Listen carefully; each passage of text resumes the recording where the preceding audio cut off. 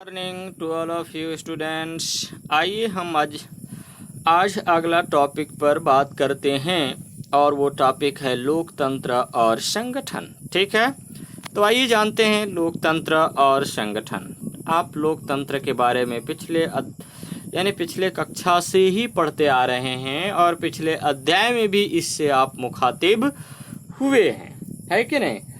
क्योंकि आपको इससे पहले भी ये शब्द लोकतंत्र आपको मिला हुआ है। लेकिन संगठन मतलब एक समूह होता है, एक इसका संगठन होता है। और इस संगठन को हम जैसे मान लीजिए आप का एक संगठन होता है। अब कह दिया जाए कि आप एक अपना ग्रुप बना लीजिए और उस ग्रुप में आप ये फलना काम करिए, तो ये आपका एक संगठन हो जाएगा। ठीक है, तो ठीक उसी प्रकार यहाँ पे संगठन बना हुआ है। और ये लोकतंत्र और संगठन, तो ये दोनों के बारे में हम देखते हैं कि इसमें क्या है, ये इसको किसको कहेंगे, इसके बारे में आप जानिए। लोकतंत्र आप जानते हैं कि जनता के लिए, जनता के द्वारा बनाया गया शासन व्यवस्था ही लोकतंत्र कहलाता है। ठीक है, तो चलिए आगे देखते हैं, है ना। देखिए, प्रायः सभी लोकतांत्रिक विधानों में यानी लोकतांत्रिक संविधानों में नागरिकों को संगठन बनाने का अधिकार अंकित है। देखिए बच्चों, क्या है कि आपको जो संविधान मिला हुआ है, हमारे भारत को जो संविधान मिला हुआ है, अर्थात जो संविधान बना हुआ है हमारे भारत में, उस संविधान में नागरिकों को अर्थात पब्लिकों को संगठन बनाने का, समूह बनाने का ये अधिकार दिया गया है, अर्थात अंकित है। वो संगठन बना सकते हैं, उस पर कोई रोक नहीं लगा सकता। ठीक है, भारतीय संविधान में भी ऐसे मौलिक अधिकार माना गया है, नागरिक अपने विविध जरूरतों को पूरा करने और अपने सामूहिक हित के लिए तरह तरह के संगठन बनाते हैं। जैसे क्लब बनाते हैं, स्व सहायता समूह बनाते हैं। आपने देखा होगा स्व सहायता समूह वाले महिला लोग का समूह रहता है 10 लोगों का, उसमें 10-20 रुपया ऐसा डेली हर हफ्ते में जमा करते हैं, अपना मीटिंग करते हैं। ठीक है, तो ये स्व सहायता समूह हो गया। सहकारी समूह होता है, भाषा सहकारी समूह, भाषाई समूह होता है, एक भाषा बोलने वाले लोग, है ना। जाति और धर्म के आधार पर समूह बनाई जाती है। व्यवसाय आधारित समूह बनाया जाता है, जैसे श्रम संगठन। ठीक है,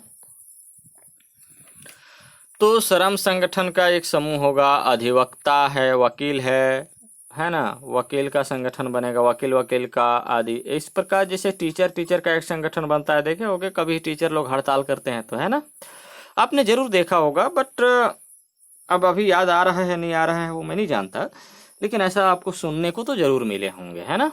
देखिए, यदि इस तरह के समूह किसी देश में कितनी मात्रा में बनते हैं और कितनी स्वतंत्रता के साथ काम करते हैं, यह वहाँ के लोकतंत्र के स्वास्थ्य का परिचायक होता है। इनके माध्यम से लोग सक्रिय होते हैं और सामुदायिक जीवन को सुदृढ़ करते हैं। शासन की भूमिका यहाँ इतना ही है कि वह यह सुनिश्चित करे कि ये संगठन कानून के दायरे में काम करें और सार्वजनिक हित को हानि न पहुंचाएं।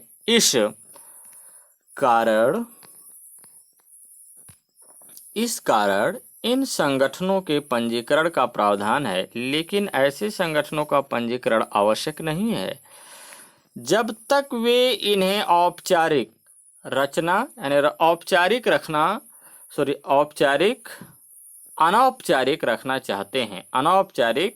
रखना चाहते हैं। उदाहरण के लिए, हर गली मोहल्ले में युवा लोग खेल या उत्सव समितियां बनाते हैं जो पंजीकृत नहीं होते। लेकिन अगर वह समिति संपत्ति खरीदना चाहती है या अन्य किसी प्रकार कानून के दायरे में आना चाहती है, तो उसका पंजीकरण आवश्यक है। यहाँ हम कुछ संगठन के कुछ प्रमुख उदाहरणों को समझने का प्रयास करते हैं। आइए समझेंगे, देखते हैं वो कौन कौन से हैं ऐसे संगठन। ठीक है, ट्रेड यूनियन या मजदूर संघ। ट्रेड मतलब होता है आपका जो है मजदूर, यूनियन माने संघ।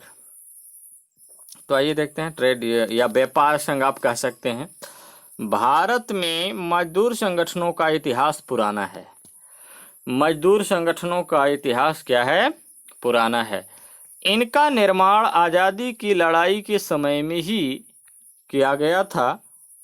कामगारों के वेतन, काम के घंटे और काम के हालातों को लेकर संघर्ष करने और मालिकों से सामूहिक रूप से सौदा करने के लिए ये संघ बने। ठीक है, सामूहिक रूप से सौदा करने के लिए क्या बने? संघ बने। कई संगठन मजदूरों के स्वसहायता व एक दूसरे की सहायता के लिए भी बने। इन बिखरे हुए संगठनों को राष्ट्रीय स्तर पर साथ लाने के लिए कांग्रेस के नेतृत्व में 1920 में अखिल भारतीय ट्रेड यूनियन कांग्रेस की स्थापना की गई। 1920 में, ध्यान रखना, अखिल भारतीय ट्रेड यूनियन कांग्रेस की स्थापना की गई। स्वतंत्रता के बाद विभिन्न राजनीतिक दलों ने भी इस तरह के केंद्रीय संगठन बनाए हैं। और वो संगठन कौन कौन से हैं, आइए देखते हैं। वो संगठन है, पहला है अखिल भारतीय trade union Congress, all India trade union Congress. दूसरा है Indian national trade union Congress, अर्थात Indian national trade union Congress. ठीक है। तीसरा है हिंदू मजदूर सभा, यानी हिंदू मजदूर सभा हुआ। United trade union Congress, united trade union Congress. जो पांचवा है centre of Indian trade unions, यानी centre of Indian trade unions. छठवां है भारतीय मजदूर संघ, यानी BMS, BMS। ठीक है, ये है। तो इस तरह से आपका जो है, आप संगठन के बारे में देखे है ना। ये न केवल मजदूरों के हितों में मालिकों से संघर्ष या समझौता करते हैं, बल्कि दबाव समूह के रूप में सरकारी नीतियों को भी प्रभावित करने का प्रयास करते हैं। ठीक है, तो इस तरह से प्रयास करते हैं दबाव समूह वाले। उसके बाद आइए देखते हैं, अगला है व्यावसायिक हित। व्यावसायिक हित, व्यावसायिक हित। ठीक है, स्वतंत्रता के बाद व्यावसायिक हित समूहों, यानी समूहों की संख्या और गतिविधियों में काफी तेजी के साथ वृद्धि हुई। प्रायः सभी व्यवसायों के लोगों ने अपना अलग अलग संगठन बना लिया। वकीलों, सरकारी कर्मचारियों, डॉक्टरों, शिक्षकों, इंजीनियरों आदि सभी वर्गों के संगठन भारत में पाए जाते हैं। अखिल भारतीय चिकित्सा परिषद, all India medical council, Akhil Bharatiya bar association, Akhil Bharatiya यानी all India bar association, Akhil Bharatiya शिक्षक संघ आ गया ना, all India teachers federation, Akhil Bharatiya डाकतार संघ यानी all India post and telegraphs union आदि भारत में प्रमुख व्यावसायिक संगठन है। ये कौन से संगठन है? व्यावसायिक संगठन है। ध्यान रखना, आपसे पूछा जाएगा क्वेश्चन में कि व्यावसायिक समूहों के बारे में स्पष्ट कीजिए, व्यावसायिक समूहों के बारे में चर्चा कीजिए, तो आप यही सब चर्चा करेंगे ना। यद्यपि व्यावसायिक संगठनों का उद्देश्य है व्यवसाय के लोगों का कल्याण करना, ठीक है, फिर भी ये समुदाय राजनैतिक कार्यकलापों में काफ़ी रुचि लेते हैं। इन समूहों के सदस्य सरकारी कानूनों के निर्माण की प्रक्रिया को अपने हितों के अनुकूल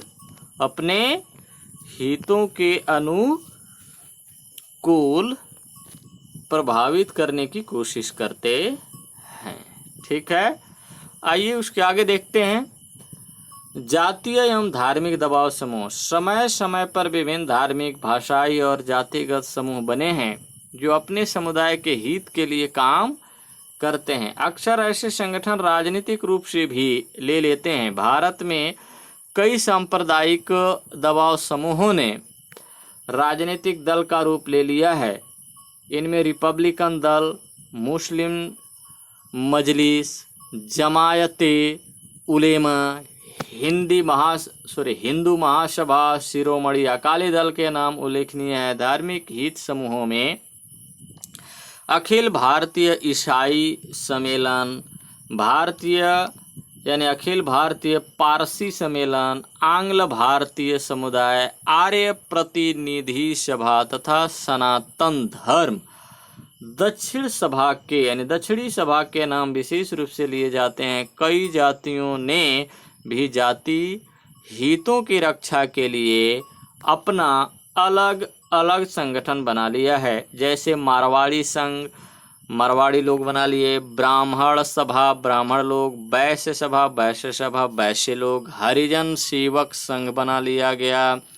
दलित वर्ग संघ आदि। इनके अतिरिक्त शिक्षण संस्थाओं, खासकर विश्वविद्यालयों और छात्रावासों में असंगठित जातीय संगठन पाए जाते हैं। ये जातीय संगठन भी अप्रत्यक्ष रूप से खासकर चुनावों के समय स्थानीय राजनीति को प्रभावित करते हैं। ऐसे ठीक है। उसके बाद आइए देखते हैं महिला संगठन दबाव समूह के रूप में। महिलाओं का भी संगठन होता है और ये लोग कैसे दबाव करते हैं। ठीक है, देखिए भारत में अनेक महिला संगठनों ने महिलाओं के साथ होने वाले अन्याय, अत्याचार जैसे वधू को जलाने, दहेज संपत्ति पर अधिकार, बलात्कार, छेड़छाड़, घरेलू हिंसा, लिंग निर्धारण संबंधी परीक्षण, समान नागरिक संहिता के साथ साथ राजनीतिक संस्थानों में अपने लिए आरक्षण को लेकर अनेक आंदोलन किए। महिलाओं के लिए लोकसभा और राज्यों की विधानसभाओं में 33% आरक्षण की मांग महिला दबाव समूहों की एक प्रमुख मांग रही है। संसद द्वारा हिंदू कोड बिल पास कराने में भी महिला दबाव समूहों ने बड़ी महत्वपूर्ण भूमिका निभाई थी। ठीक है, आइए देखते हैं अभी और आगे है। मीडिया और जन सहभागिता का क्या योगदान है। देखिए सूचनाओं, विचारों और भावनाओं को लिखित पेपर के माध्यम से आपको ये लोग भेज देते हैं। मौखिक टीवी के माध्यम से, दृश्य रेडियो के माध्यम से मौखिक, और दृश्य श्रव्य माध्यमों के जरिए यानी टीवी के माध्यम से के जरिए सफलतापूर्वक एक दूसरे तक पहुंचाना सरकार संचार है। इस प्रक्रिया को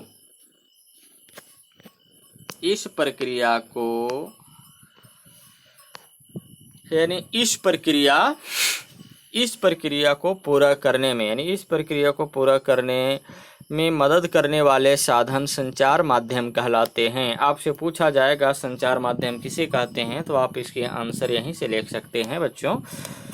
जैसे अखबार, TV, radio, mobile, internet, social sites, Facebook, WhatsApp, Twitter आदि, पत्रिकाएं, सिनेमा आदि, ये सब मीडिया और जन सहभागिता के भाग हैं। ठीक है, एक बात और आगे जानते हैं जन सहभागिता में मीडिया की क्या भूमिका होती है। मीडिया ने कुछ ऐसा काम किया है क्या, आइए जान लेते हैं। कुछ किया होगा जन सहभागिता में मीडिया की भूमिका। ठीक है, तो आइए जानते हैं। संचार के माध्यम हमेशा से ही शासन में जनता की सहभागिता बढ़ाते रहे हैं, लेकिन आज तकनीकी क्रांति के कारण संचार के माध्यमों का विकास तेजी के साथ हुआ है। साथ ही लोगों की संचार के साधनों तक पहुंच बढ़ रही है। तकनीकी में सुधार के चलते आज देश विदेश की खबरें हमारे लिए सहज उपलब्ध हो जाती है। इलेक्ट्रॉनिक मीडिया ने इससे महत्वपूर्ण योगदान दिया है। आज हम देख सकते हैं कि समाचार चैनलों की संख्या बढ़ती जा रही है। कहीं कोई भी घटना घटित होती है तो उसकी सूचना तुरंत इन समाचार चैनलों के माध्यम से हम तक उसी वक्त पहुंच जाती है। ठीक है, इन संचार के साधन ने शासन में लोगों की भागीदारी बहुत सहज ढंग से बढ़ाई है। संचार के ये साधन केवल सूचनाओं को पहुंचाने का कार्य ही नहीं कर रहे हैं, बल्कि जनमत बनाने में, है ना, इनकी महत्वपूर्ण भूमिका हो गई है। अब लोग सरकार के किसी कार्य या किसी घटित घटना पर मीडिया की खबरों के आधार पर अपनी राय बना लेते हैं। साथ ही बहुत तेज़ी से अपनी राय लोगों तक भी पहुंचा देते हैं। हाल के ही दिनों में ऐसी अनेक घटनाएं हमारे सामने आई है जिनमें मीडिया ने जनमत तैयार किया है। ठीक है, आइए एक दो घटना से हम अवगत होते हैं, उसके बाद आपको पता चल जाएगा कि मीडिया का क्या भूमिका होता है, इस मीडिया ने कैसे दबाव सरकार के प्रति बनाता है। ठीक है, तो आइए देखते हैं। निर्भया कांड के बारे में आप सुनते हैं, 2012 की ये घटना है ना। निर्भया कांड से सब लोग परिचित ही होंगे। दिल्ली में एक लड़की के साथ कुछ लड़कों ने अमानवीय हरकत की। मीडिया के माध्यम से लोगों तक जब यह बात पहुंची तो लोगों ने अपनी राय एक दूसरे से साझा करना प्रारंभ कर दिया। बहुत जल्द इस घटना ने एक आंदोलन का रूप ले लिया और देश के अनेक हिस्सों में अपराधियों को सजा दिलवाने के लिए धरने प्रदर्शन किए गए। लोगों द्वारा सरकार पर पुराने कानून की जगह नए कानून बनाने का दबाव बनाया गया। इस दबाव में सबसे महत्वपूर्ण योगदान मीडिया का था। लोगों का दबाव इतना अधिक था कि अंततः सरकार को पुराने कानूनों में बदलाव करते हुए ऐसे कृत्य करने वालों के खिलाफ सजा को और अधिक सख्त कर दिया गया। इस कानून के परिणाम स्वरूप अब यदि कोई 16 साल का लड़का किसी लड़की के साथ ऐसा अमानवीय हरकत करता है तो उसे वयस्कों की भांति सजा दी जा सकेगी। ये भी ध्यान रखना है ना।